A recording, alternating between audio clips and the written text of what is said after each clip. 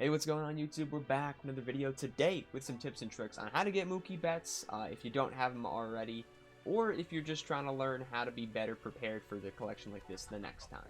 So you probably know how collections like this work. You have these vouchers that you need to get different card types for and just collect and collect, and it's much easier said than done. But obviously if you prepare, then it isn't too bad. But obviously some of these are tougher than others. You know, a lot of people are going to get tops nows done, but milestones not the same. I should point out that you should be skipping milestones. Like, if you did not get Mookie in the first 2 days, then you don't need to do this. The only reason I did was because I wanted him in the first 2 days, and if you got him in the first 2 days, then you had to skip monthly awards. It wasn't a choice. It just wasn't available. But today it is with the new content, so make sure to do that. Definitely do your monthly awards. These are all free cards, so no reason not to. But no money spent. How did I get myself prepared for this? Because I really, I don't have a huge stub making method. I just kind of played the game and got these cards for the most part. Like, you take a look at a lot of these cards and you can always just check triangle and then check their location. Most of them will tell you. Some of them aren't telling me here, but you can see Joe Carter is just a live series collection. Alomar was a daily. Eckersley, I believe, is a collection. Victorino, he might have been from a program, but a lot of these cards I'm just grinding for, or I'm buying them before, maybe like a week or so. Once I got the notice that the collection was coming, I started to buy up some cards, and you should definitely do that because prices have risen on certain cards a lot. So let's head to All-Star, for example. This is like the greatest evidence of just buy early. Like, it's a very easy piece of advice. Just when you see the collection is dropping, buy early. And you don't even need to see that the collection is dropping. Like, you know it's coming.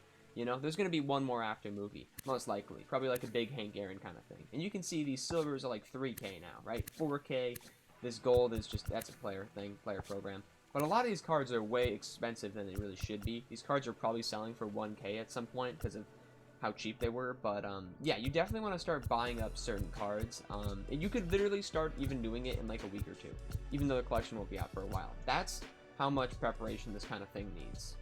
But for me personally, I just had some cards sitting around that I could sell, and that's really what I did. I had some cards that I had over-collected for collections, and so I sold them, like Stanton and that Billy Wagner Diamond. I just sold those cards and had my stubs left over. So you don't necessarily need to be collecting everyone early. You could just hoard stubs, but you will lose a little bit of stubs if you do that. But you can take a look at awards. Let's go to here. So, right, a lot of these cards either come from packs, which were all in flash sales and cheaper at a certain point, or they were completable through an event or just a grind. Like, it's really not that crazy to consider getting that many of these cards. I think it's just a matter of you have to hold on, prepare, and collect. That's at least what I did. But if you are in the scenario where you're in need of the tougher ones, let's say you have like milestones, second half, and like prime and awards, right? Those are some common ones to miss.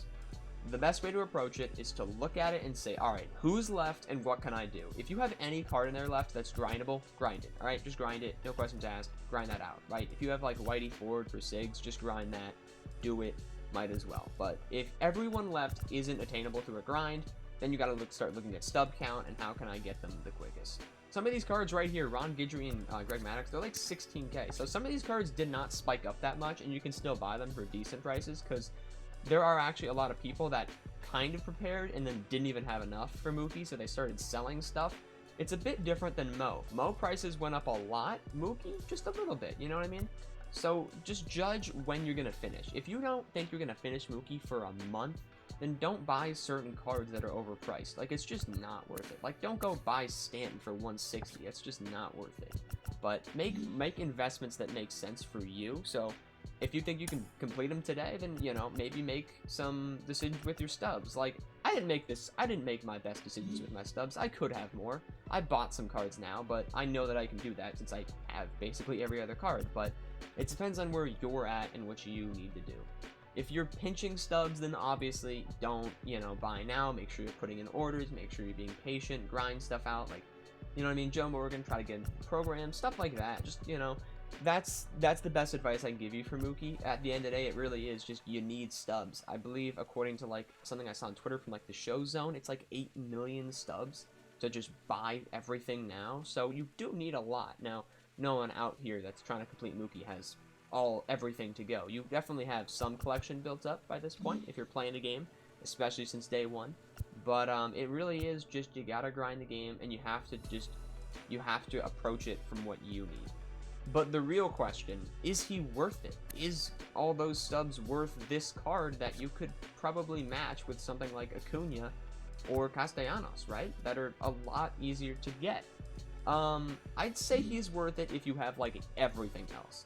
Like, you have collections, you have, like, Jackie, you have Shohei, you got everything else, then yes, he's worth it. But if not, I wouldn't. I'm not even off to the hottest start with him. I'm batting 182, and I'm seeing a lot of people bat low with him. Keep in mind, this is all legend and stuff, but still, I mean, that's a slow start. You don't love to see, but I'll keep him in there for a good bit of time. I don't really anticipate taking him out, but if he can't hit, then he can't hit. We'll see. I would probably say don't go crazy for him right now. You don't need him, but obviously it would be nice. And hey, maybe you rake with Mookie. There is some personal preference to that. I don't use Mookie cards that much, so I'm going to take some time to learn his swing like I did with Acuna. It just takes time. So overall, it's a cool collection. I'm happy with it. Obviously, I'm hoping the next one is some kind of new legend, like a big name.